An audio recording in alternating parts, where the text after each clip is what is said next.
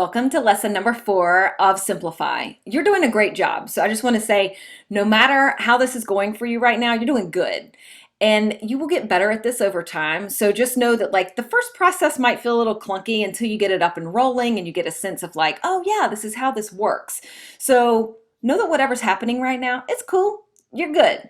But I want to talk to you about something that is really important because I think for entrepreneurs, and especially if you've been hustling it solo for a while, it can be hard to wrap your mind around the fact that you are not the one who has to do all of the work. So I wanted to really address the column in this worksheet that says who. Who's responsible?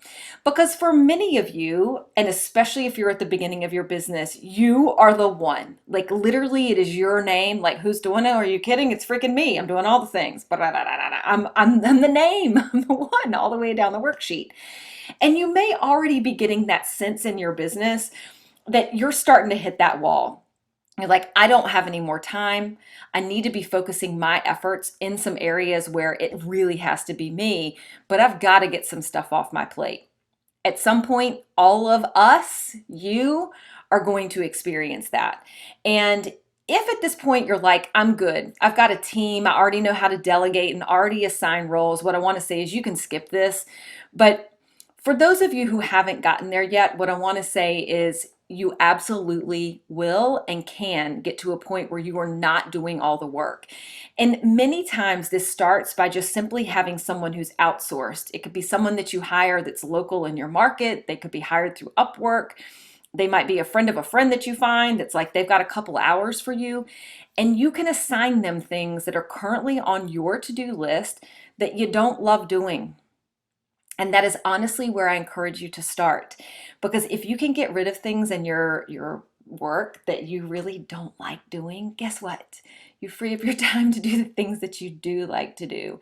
And so if you're feeling really burnout in your job and really like, man, I need a break, get some of that shit off of your plate. And I'm telling you, start with the things that you don't want to do. And this is the thing to remember. Just because you don't like doing them doesn't mean that someone else doesn't. And that is the thing to remember. Like each one of us brings different skills to the table, and each one of us has different things we love, right? I mean, that's why we have millions of humans and all of us are totally different, right? So I, for example, absolutely love Excel spreadsheets. Love them, love them, love them. And you might be thinking like, kill me now, can't stand them. Just one example. So herein lies the thing. It doesn't matter how you feel about it. If you don't want to do it though, there's someone who probably does. So right now, everything may be assigned to you, and that may be the reality of what you're able to afford in your budget currently, and that could change. But I encourage you to start looking at things that you say, when I'm at this moment, these are the things I want to get rid of first, because you can find those people to do those things. So as you're building this out, you may just come back with like a little pen and start to star the things that you're like, man, these are the ones that I really want to let go of first. And use that, let go. I want to let go of them. Let them go to someone else.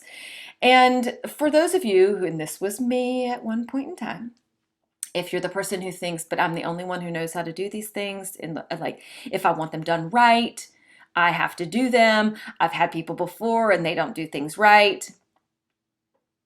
That's just your perfectionist card flaring up. I hate to tell you. And I got it too. It took me a really long time to get to the point of saying like, I can turn over work and feel really good about it. And now I cannot imagine doing all the things in my business. I don't want to do all the things in my business. I love having a team. I love having people help me bring all this to life. So you can and you will change that mindset, especially if you want to grow your business. And it's critical that you do, because if you say, I want to do 100% of the task, guess what? You only have so much time. Your business will only grow so far if you're hoarding. And that's the word I used to use. I would like, I'm a task hoarder. If you're hoarding all the tasks and trying to keep them to you, you can only grow so big. So just remember that you're stunting your own growth and you're stunting your business's growth by hoarding all the tasks and saying only you can do them. And the truth is, other people can do them and they can do them perfectly fine. Even if they do it 75% as well as you, guess what? That was all that time that you could spend doing something else. It's a win. Okay, wrap your head around that. Put some stars by things that you think at some point you want to get off your plate. And I tell you, just by identifying them, you'll start to find other people in your world, in your orbit, who are like, yeah, I love that stuff. And you'd be like, oh, could you help me? Could I give you some of this stuff? That'd be freaking amazing. It's a life changer. All right. We'll see you in the next lesson. And we are going to identify where the process is going to live. And then I'm going to help you map it out. All right, let's go do it. See you there.